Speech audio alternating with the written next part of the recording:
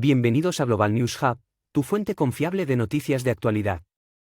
En el día de hoy, nos adentramos en un preocupante suceso que ha sacudido el mundo político y de la seguridad en México. Evelyn Salgado, la gobernadora de un estado en el país, se encuentra bajo amenazas por parte de poderosos cárteles. Estas amenazas surgen en medio de acusaciones que apuntan a su presunta protección hacia el grupo criminal conocido como los Ardilous. La situación es tensa y vamos a analizarla detalladamente. Los grupos criminales han dejado en claro que la gobernadora Evelyn Salgado ha desatendido una serie de supuestos acuerdos al permitir la presencia de los Ardilous en Chilpancingo, generando así una oleada de críticas y especulaciones en torno a su gestión y compromiso con la seguridad del Estado. Tras una jornada de intensos enfrentamientos entre la ciudadanía y las fuerzas de seguridad en Chilpancingo, Guerrero, ha surgido un comunicado impactante que ha generado gran preocupación. Se trata de un presunto mensaje firmado por el Cártel del Sur y los Rojos, dirigido directamente a la gobernadora Evelyn Salgado. En este comunicado, los grupos criminales amenazan a la gobernadora Salgado con revelar sus supuestas tranzas y emprender una incursión violenta en la capital. Acusan a la funcionaria de no cumplir los acuerdos que se habrían establecido con ambas organizaciones, señalando que se había acordado que la plaza de Chilpancingo pertenecería a su grupo, mientras que la zona de Circuito Río Azul estaría destinada a los Ardilous. Cabe destacar que una de las hipótesis principales sobre la movilización y confrontación de más de 2.000 pobladores en Chilpancingo fue la exigencia de liberación de Jesús Echeverría Peñafiel, alias El Topo. Se trata del líder transportista y presunto jefe de la Policía Comunitaria Unión de Pueblos y Organizaciones del Estado de Guerrero, UPOE, considerada el brazo armado de los Ardilous. Según las acusaciones vertidas en el comunicado, se afirma que como parte de los presuntos pactos entre la gobernadora y estos grupos criminales, se habría acordado la entrega de camionetas y una inversión millonaria de hasta 350 millones de pesos en sus negocios.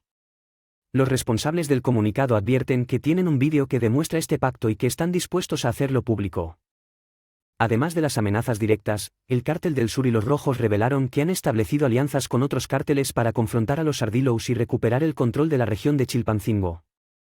En sus propias palabras, en estos días van a conocer nuestra fuerza. El Cártel del Sur tuvo sus orígenes en 2014, cuando una facción separada de los Rojos decidió formar un grupo independiente de autodefensas. Su líder principal es Isaac Navarrete Celis, conocido como el Señor de la Primera, quien ha liderado al grupo en actividades como el cultivo y el trasiego de amapola, así como en enfrentamientos armados con otros grupos comunitarios del Estado.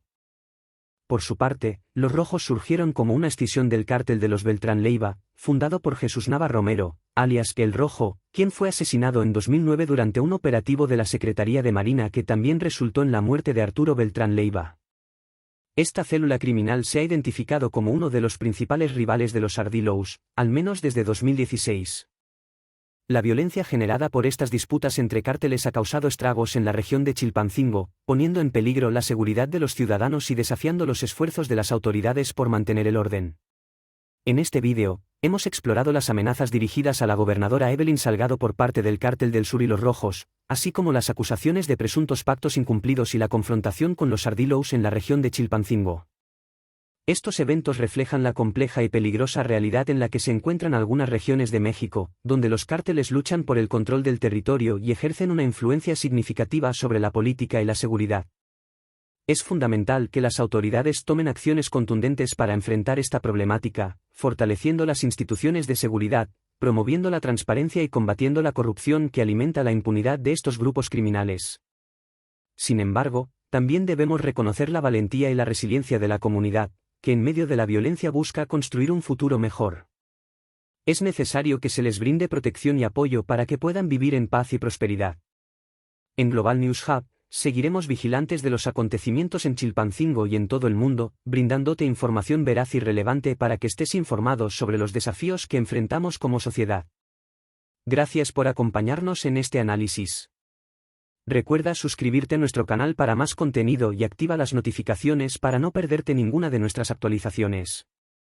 Juntos, podemos construir un futuro más seguro y justo.